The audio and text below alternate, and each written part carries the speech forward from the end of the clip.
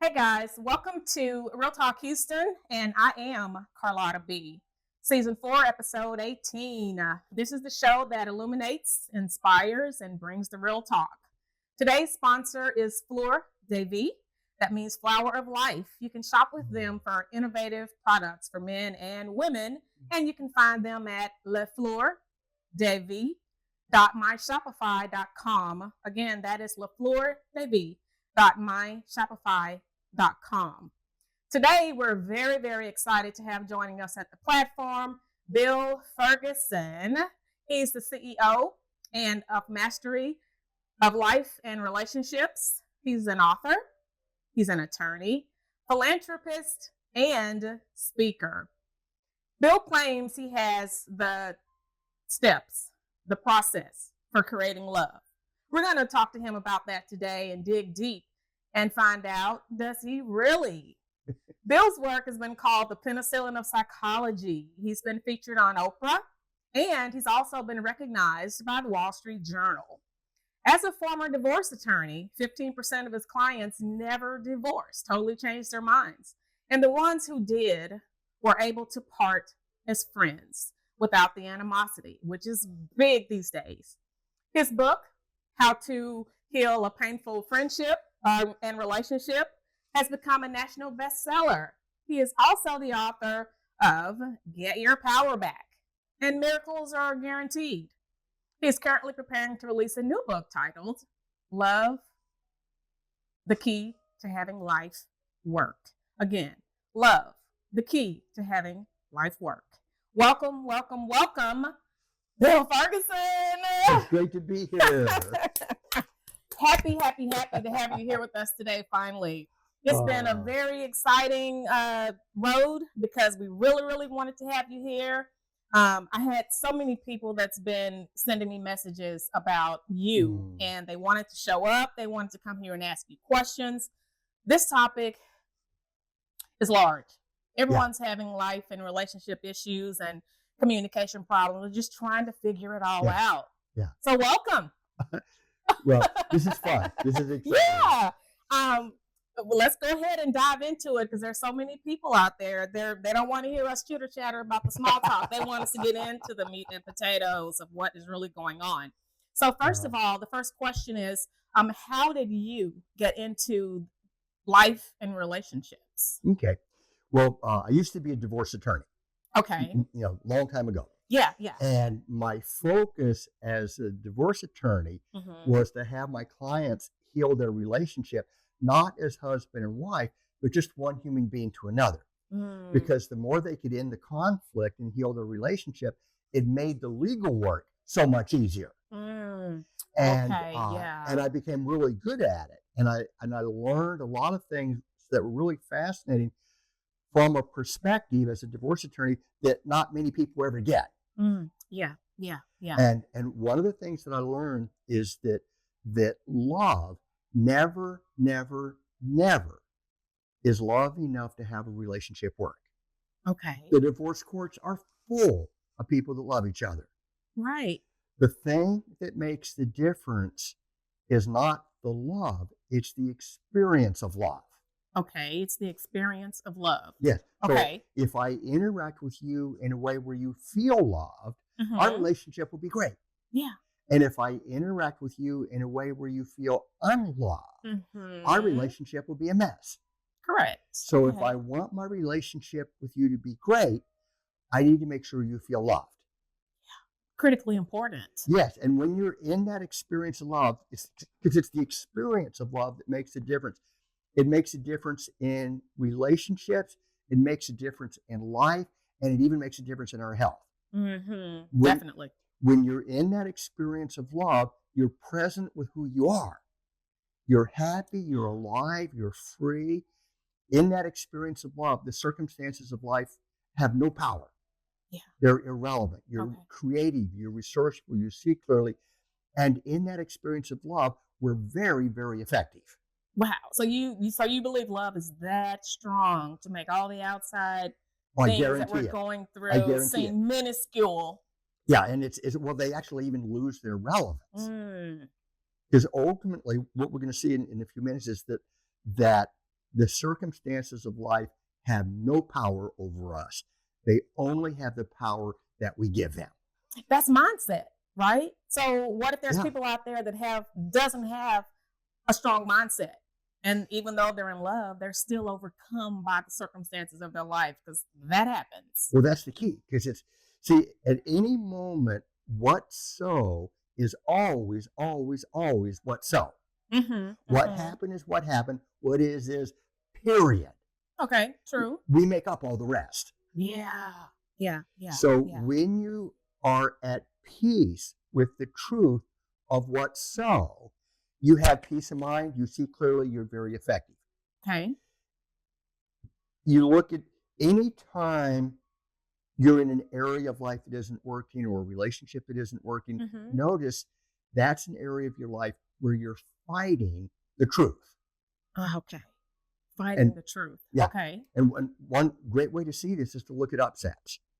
Okay. When we get upset, it looks like the upset is caused by what happened. But that's an illusion. Okay, explain. Upsets are a state of mind. Okay. And an upset can only exist if you're fighting what happened. Okay. So what an example? Give us an example. Is that's an argument, for example? Think of a time when you've been upset. You don't need to say it, but select it in your mind. Okay, something happened, didn't it? Yes. That's a fact. Yes. It happened. Yes. Now, what would happen to the upset if somehow you were at peace with what happened? Then I wouldn't be upset anymore. Then the circumstances to follow probably wouldn't happen. Well, the upset literally would disappear. Yeah, it would go away. It would go away. Upsets literally are never, never, never caused by what happens. An upset can only exist if we're fighting what happens. Okay, your reaction pretty much to what happened also, right? I mean, one and the same, or is that different? When we fight what happens, that creates a state of upset. Yes. And then in that state of upset, you're full of emotion. The emotion blinds us and forces us to act destructively. Okay. And how do you get around that, though? I mean, how do you tuck your emotions away, or not let an incident bother you? I know it's mindset, but how can a person develop that strength to do that? First off, let's look at what we're really fighting. Okay. Oh, and by the way, when you fight the truth, you destroy love, you lose your power. Correct. You magnify whatever you're fighting. You cause all sorts of problems when we're fighting the truth. And then if you look at your life, the areas of your life that work great are areas where you can flow with whatever happens. The areas of life that don't work are areas where we're fighting the truth. Okay. And why we fight the truth is because the truth hurts. What if it's an untruth that we're fighting? Well, we're fighting something. Okay. We're fighting something, whether it's an actual circumstance or it's something we think is an actual circumstance. Okay. It doesn't make any difference. But it's that energy of fighting it. Yeah. Because when we fight the truth, or what we think is the truth, that creates a state of fear and upset. Right. The upset destroys our ability to see clearly, puts all sorts of emotion in our face, and it forces destructive behavior. Yeah, that's true. It does. And a great example of this. My wife and I used to have a black and white cat. Okay. That cat wouldn't bark. Okay. And I could yell at the cat. I could plead with the cat. I could rationalize with the cat. But it didn't make any difference, because no matter what I did, the cat still wouldn't bark. Right. That's a fact. Right. Okay, now, if I could be at peace with the truth, okay, the cat doesn't bark. Well, if I want to hear barking, what do I need to do? Go get a dog. But you see, when you're at peace with the truth, doesn't mean you like it. Yeah. But when you're at peace with the truth, you see clearly, and you automatically look in a direction where solutions, opportunity, and possibility show up. Okay. But if you look at any area of life that isn't working, the opposite is happening. So in the cat example, instead of putting my focus on what do I need to do, given the fact that the cat doesn't bark, all my focus is going to be fighting the cat because I'm going to be convinced that the cat's the problem. Exactly. And then when I'm fighting the cat, that is 180 degrees opposite of where the solutions are. And in my fighting the cat, not only do I destroy my ability to see what needs to be done, but I magnify the problem. And now the cat's starting to bite, and I'm creating a nightmare in my relationship with the cat. Right. And that same dynamic is present in every relationship that isn't working and every area of life that isn't working. Wow. So how do we change that? Well, how do we change the way we think and the way we see things? Well, you want to notice that what we're really fighting has nothing to do with our circumstances. What we're really fighting is all the emotion. Yeah. It's the emotion that we run from. Right. So if you can get the emotion out of you, you restore your ability to see clearly. That's a tough one. Well, but it's actually pretty easy. I have a sign on my piano that says "Choose Happy," and it's in a couple other places in the house. But of course, we want to choose happy. We want to be resistant to those emotions that cause problems. So do tell. Go ahead. You said it's easy. Well, what we're going to see is there's a spring-loaded mechanism that takes over. Okay. And when it takes over, we're in big trouble. Yep. This is true. So, but looking at emotion, on the surface, we fight certain circumstances, but at a deeper level, we never fight the circumstances. We fight all the emotion associated with the circumstances. But the thing is, the emotion can be purged. Okay. So whenever you get upset, there's a number of steps to healing. First step, notice you're having an upset. Okay. Number one.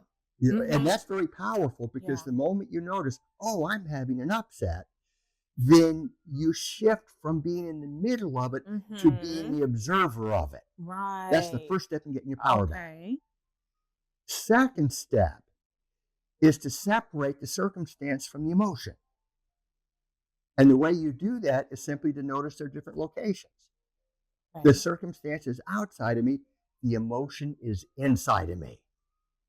They are not connected in reality. They're only connected in our mind. Okay, got it. See, so the moment you separate and say, oh, I got it, there's all the emotion going on. The moment you do that, the circumstance loses power because you realize that you're not dealing with the circumstance, you're dealing with the emotion. The next step is to get that emotion out of you. Okay. And the best way to see how to do that is to look at little kids. Okay. Little kids are masters. They are. At releasing negative emotions. They are. True. But there's something that they do that we lose as adults. Okay, what's that? They feel their hurt willingly. Okay. They're totally willing to feel the emotion. And in feeling the emotion willingly, that allows it to come, run its course, and go. Okay. And that's what children do. That's what they do. They get over it pretty quickly. Yeah. I have a quick example. Hold your thought. I have a 3-year-old grandson, and that's what he does. Yes. No matter, but it also it interjects on me. No matter if I'm having a bad day or if I'm feeling sad or upset about something, soon as I see him and all his joy and his happiness and his excitement, it's gone. Immediately, that feeling of emotion immediately transfers out of me, and I'm happy again. And that's the natural state. That's that experience of love. That's always what shows up when you get rid of the junk. Get rid of the junk. Yes. Get rid of the junk. Yes. So, love it. Another example of this, look at a time in your life when you've been hurt and you cried and you cried and then you cried last year and you felt a wonderful freedom. Yeah. That will be a time when you felt your hurt willingly. The key is in feeling it willingly because feeling the hurt does not equal healing the hurt. Exactly. Okay. It's how you feel it Mm-hmm. determines whether it goes or it stays. Yeah. Yeah. Okay. And we have been taught Mm-hmm. to feel our hurt unwillingly. Mm-hmm. True. That's true. We've been taught to fight our hurt. Yeah. So when you feel the hurt unwillingly, when you feel the hurt as a victim of the circumstances, Mm-hmm. a person can cry hours a day for months Mm-hmm. and have no healing. That's true. But if you take the exact same hurt yeah. and feel it willingly like a child, deliberately Mm-hmm. and purposefully, Mm-hmm. you can have a major healing very, very fast. Okay. Instead of just grieving and hurting Exactly. for And I'll give you who knows how long. a classic example. Okay. Years ago, I got a phone call saying that my mother had died. Yeah, me too. And I was very, very close to my mom. Mm-hmm. Me too. So I got that phone call and I had this explosion of emotion. And the worst thing I could have done would have been to suppress it. Mm-hmm. Because if I suppressed it, I would have that hurt in my face the rest of my life. Mm-hmm. See, but that's what we do. Yeah. You know, the natural process is to let the hurt come and let it go like a child. Mm-hmm. But what we've been taught is to relate to hurt in a way that destroys the natural healing process. You want to cry about something? I'll give you something to cry about. Yeah. Big girls don't cry. Big boys don't cry. Right. So we learn to suppress our hurt. Yeah. And then when we suppress it, it turns into pain. Especially men, though. And it stays. Much more so men than women. Much more so. But women too. But much more so with men. Yeah. And then, and that's one of the things, one of the worst things that our culture teaches children. We're taught, don't feel your hurt, suppress it. And then that causes all sorts of problems. There's even a direct link between suppressed hurt and very serious physical problems. Really? You know, absolutely. Health-wise, you mean health? Health-wise. Yes, Health-wise. yes, yes. Health-wise. So the name of the game is to get that hurt out of you. So getting back to when my mom died, I had this explosion of emotion, and I wanted to do everything I could to get that hurt out of me. So I let it take over, and I just fell to the floor, and I sobbed. Yes. But there was this moment when the hurt just lifted and it was gone. Yeah. And I felt freedom. I felt better after I cried the last tear than I did before I got the phone call. That's what happens when you release the emotion. It's like a cleansing. Yeah. And what you're left with is the love that is who we are. Okay. That joy and that peace. Quick question. What is the difference between releasing the pain, as you stated you did, and thinking about that person and then crying again because you missed them? Two different types of... They're two different things. See, it's like, where's your focus? Is your focus on the circumstance or is the focus on the emotion? Okay. When your focus is on what happened, you'll stay stuck. Yeah. But when your focus is on the emotion and getting it out of you, then you can have a freedom very, very quickly. Okay. That makes sense. Yeah. So getting rid of the pain and grieving. Yeah. And here's another thing. This is the thing that I discovered that is so, so incredibly fascinating. Okay. Any area of life that isn't working can be traced to a very specific hurt. I believe that. Yes. Why we get upset is because some nerve has just been triggered. And that's why different people get upset at different things, because each person has a different set of nerves. Yeah. Okay, what the nerves are, it's the childhood hurt of feeling worthless, not good enough, not worth loving, failure, something like that. Okay. Because when we're born, it's like you were talking about your my grandson. Your grandson, happy, alive, and free. We start out that way. Yeah. We start out that way. Right. But we're born into a world that kills it. Yeah. So in the process of growing up, every single one of us experiences very, very painful losses of love. Right. We experience rejection. We experience invalidation, very painful losses of love. Right. And as a little child, the only way we can explain these incredibly painful losses of love is to blame ourselves. Clearly, I'm the problem. Mm-hmm. And then we decide what that problem is. I'm not good enough. I'm not worth loving. I'm worthless. I'm a failure. I'm this, I'm that. And it is never, never, never the truth. I'm going to give you an example in a minute. Okay. But it is never the truth. Okay. But in the eyes of a little child, in the moment of that deep hurt, it becomes our truth because it's the only thing that makes any sense at all in the eyes of a little child. Mm-hmm. Yeah.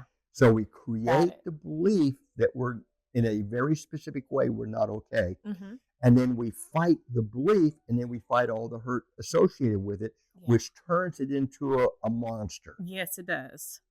That's what happens. and then we spend the whole rest of our lives running from it. Mm-hmm.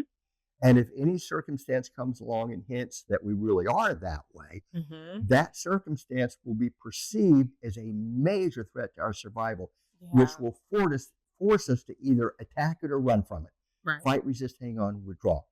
Okay. But it will force destructive behavior, and it will force us to act in a way that will forever create more of the very hurt we're avoiding. Okay.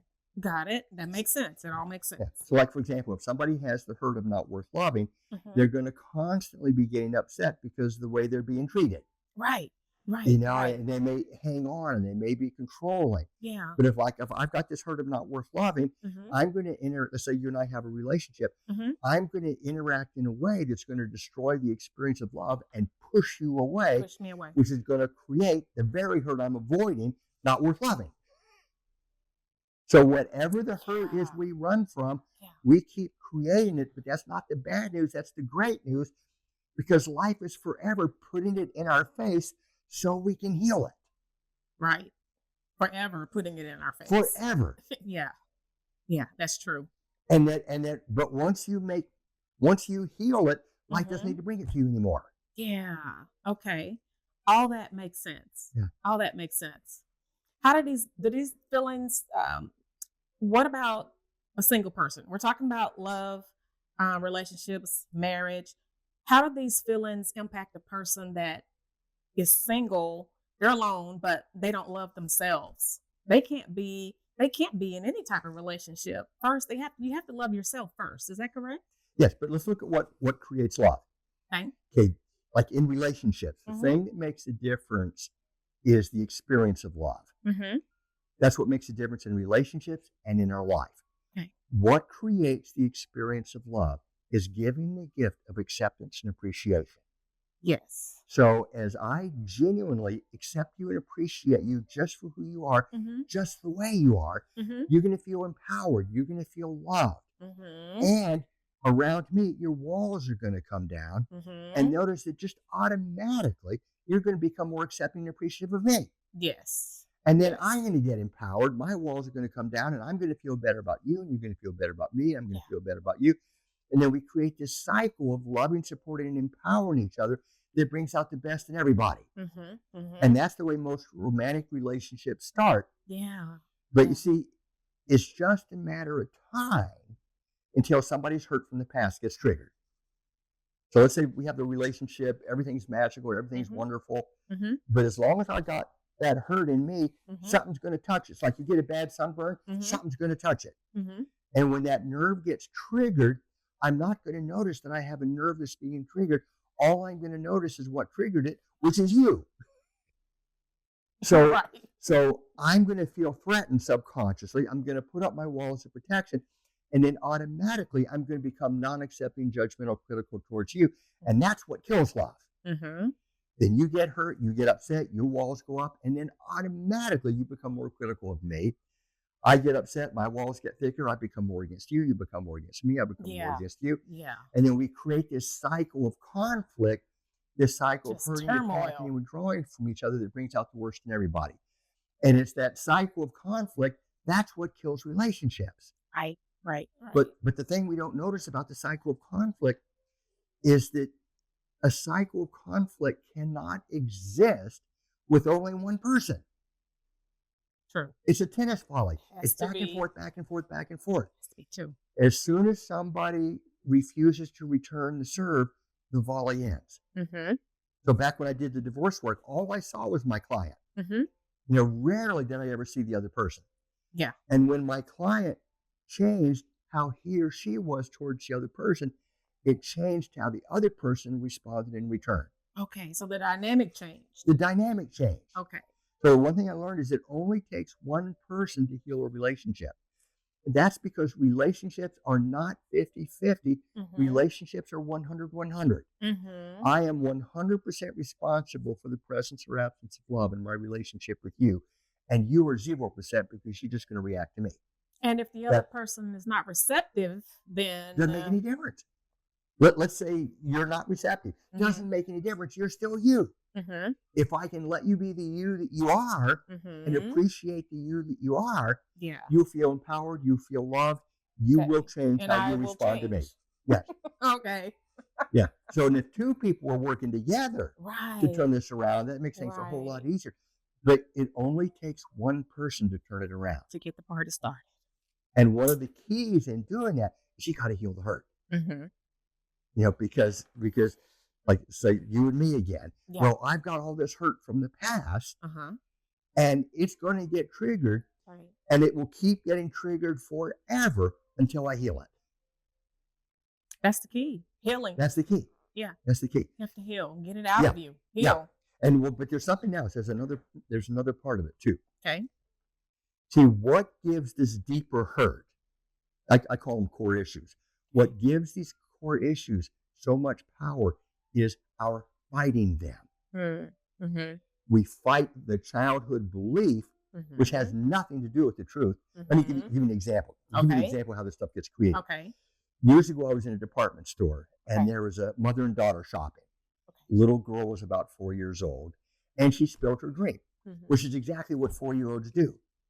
And the mother got real upset at her, started screaming at her, saying, "What's the matter with you? Why are you so stupid?" Mm. Okay, how many times is this precious little 4-year-old going to hear that before she believes it? Right. And what happens if she hears it over and over and over again? Yeah. Yeah. See, she can't help but create the belief that she's stupid. Yeah.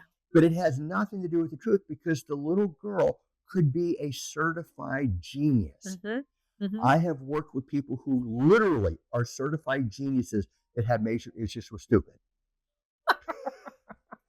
They say that all geniuses have something about them that is weird or discerning. Well, and that must be true. but everybody has it, and obviously some people have it more than others. But Yeah. everybody has this hurt. Uh-huh. Uh-huh. So the little girl can't help but create the belief that she's stupid. Yeah. And then she takes it a step further and she fights the belief she created. Stupid is a horrible way to be because if you're stupid, you'll never be loved. Look at my own mom. My own mom doesn't love me because I'm stupid. Yeah. I can't be stupid. I got to be smart. Yeah. So Yeah. she'll spend the whole rest of her life running from stupid, doing everything she can to become smart. Right. And if any circumstance comes along and hints that her mother was right, that she really is stupid, that circumstance will be perceived as a major threat. Yeah. Well, maybe I am stupid, right? Well, or she'll That's what- deny it, but either way, that circumstance will have enormous power that it doesn't inherently have. Yeah. Unnecessarily. Yeah. Yeah. So what we do is we create the belief that we're stupid or worthless or not worth loving or whatever. Mm-hmm. Then we fight the belief that we created, Yeah. and we fight all the emotion associated with it, which Uh-huh. turns it into a monster and gives it all sorts of power that it doesn't inherently have. Right. Right. So we create it like it's a dragon, Mm-hmm. and we do everything we can to get as far away from the dragon as we can, because if we're close to the dragon will gobble us up and kill us. Right. Yes, it will. So we spend our whole lives running from the dragon, which gives the dragon enormous power that it doesn't have. It doesn't have. It We're doesn't have. giving it the We're power. giving it the power. Right. So to heal it, we got to do the opposite of what gives it power. Yeah. Instead of fighting it, we need to own it and embrace it. Mm-hmm. We need to face the dragon. Mm-hmm. And I'll tell you how I discovered that in my life. Okay. But what happens is that when you face the dragon, Mm-hmm. you discover on a heart level that the dragon is an illusion and it has no teeth. And the moment that happens, the dragon will never again have the same power. Right. And then the more you own your worthlessness or whatever, the more it loses relevance and the more it disappears. Right. Loses power until it has none. Yes. Yes. Yeah. Yeah. Yeah. So for me, my big issue is failure. Okay. I spent my life running from failure, doing everything I can to be a success. Well, there was this point when I purchased a whole bunch of real estate, highly leveraged, right before the market collapsed. Right before, that was 2008, 7, 9. Well, for me, around that, right? for me, it was the crash before that. Oh, the one prior to 82. that. Oh, okay, that one. That one. Okay. So anyway, I lost everything. I lost all my investments. I lost my office, and I lost my home. Oh my! It was one of the most painful times in my life. Yeah. But it was one of the most valuable times in my life because it put failure in my face so big, I couldn't deny it. Yeah. Up to that point, I'd always been able to rationalize it, but anything other than face it. Right. Yeah. But this time, the failure was so much in my face, I couldn't deny it. Now, there was the other side of the coin called success. Okay. Because success and failure, they're two sides of the same coin. Correct. But I couldn't see the success. All I could see was failure. What's the failure? And I would look at my life through the orange-tinted glasses called failure, and the evidence was everywhere. Yeah. Wow. But there was this moment when I let it in. I don't like it, but I can't deny it. The evidence is everywhere. I let it in. Yeah. And I allowed myself to feel the hurt of it. Yeah. And I didn't realize it at the time, but the moment I did that, my fear of failure lost its power. Wow. Yeah. And then there was a few days later, I felt this wonderful freedom. Yeah. Oh, how wonderful. Yeah, it felt great. I'm a failure. How great. Because now I don't have to be a success. I can just be me. Yeah. So and that was the point when my life started working. Those important factors, again, are realizing that there's something that has caused you to be upset. So you're looking at what has happened and taking control of your own emotions, which is critically important to give what's happening around you less power or zero power. Yeah, and get that emotion out of you. Take control Dive of the into situation. It. Cry it as hard as you can. Yeah. And one thing I've discovered is that when you exaggerate the hurt, you make it bigger than it is. Yeah. You vaporize it. Okay. Okay. You know, it's like, you just literally tantrum-wise. When you magnify it, you vaporize it. Okay. You see, because what gives it power is fighting it. When you're putting it there, that's 180 degrees opposite. Yeah. So it disappears quickly. So you're not doing counseling? Do you do any counseling right now? Yeah. So if anyone wanted to, because we could talk all day long, but if anyone out there wanted to solicit your services, they want to set up a counseling session, or you still see couples, right? Yeah. Okay. How can they find you? I have a website. It's masteryoflife.com. Masteryoflife.com. Yeah. Okay. And that has all the information on it. And I do individual work with people. Okay. I have a program, a Mastery of Life course that walks people through the the healing process. And tell us about your book, Love: The Key to Having Life Work. Tell us about that before we go. Okay. Well, that's the next book I'm doing. I have one that's coming out real quick called What Keeps Life from Working. And the subtitle is Be Free of the Inner Mechanisms That Destroy Love and Sabotage Your Life. Okay. And that's the one that's going to be coming out real soon. And that just focuses on how what has life not working is fighting the truth. And why we fight the truth is because the truth hurts. And it talks about how do you fight and release the hurt. That's what that book's about. And then the book I'm going to do after that is the Law of the Key to Having Life Work. Okay. And I'm going to have that same information, but I'm going to put more focus on the love, because ultimately it's the love is the happiness that we seek. Right. We think that happiness is having a relationship or having money or having this, having that. It's that Yeah. experience of love. It's like Yeah. when you're Yeah. when you have that peace, when you're happy, alive, and free. That's the happiness we seek. Yeah. And that's Yeah. an inner state. It is never, never, never a Yeah. function of the circumstances. I have quite a few people, like I said earlier, that reached out to me on Instagram, or people that I know personally, that have texted me or sent me an email outside of my social media platforms, but they're all were saying, how can we get in contact with you? So that's why I wanted to make sure Yeah. they knew how to get in contact with you. Some of them I did send them to your YouTube page, Yeah. Mastery of Life and Relationships. I sent them. So hopefully you'll be getting some That'd be great. traction from other people that are reaching out. Yeah. And maybe we can do a program together. Yeah. And I think we definitely need powerful. to do that and just invite people and get everyone in one room, maybe. Yeah. And you can, talk to us about that, because there's a lot of layers involved in having a successful relationship. I mean, communication is one. I mean, there's so much. Well, and then everything else you just mentioned. Yeah. And the it's number one biggest thing in relationship is to make sure the other person feels loved, accepted, and appreciated. Yeah. That is by far. If you can't be at peace with the truth of the way the other person is, your relationship is doomed. Yeah. Because you're going to radiate non-acceptance with every breath. You're going to destroy the experience of love. You're going to create the cycle of conflict and more suffering. Yeah. It's just not a happy relationship. And if the way the person isn't for you, well, then maybe you need to move on. Yeah. Or maybe you need to give more love. But when you're at peace with the truth, you can see the truth. Yeah. And when you can see the truth, you can see what you need to do based on the facts, not the emotion. Yeah. And we tend to live our lives out of the emotion, which is guaranteed to create suffering. That's the hard part for a lot of people, because they could love the person, just love that person, but they do not get along. Yes. They don't get along. How can you love someone so much and not get along with that person? I mean, here's the thing. In order for a relationship to be great, it has to be a fit. Yeah. If it's not a fit, there's not much you can do to be one.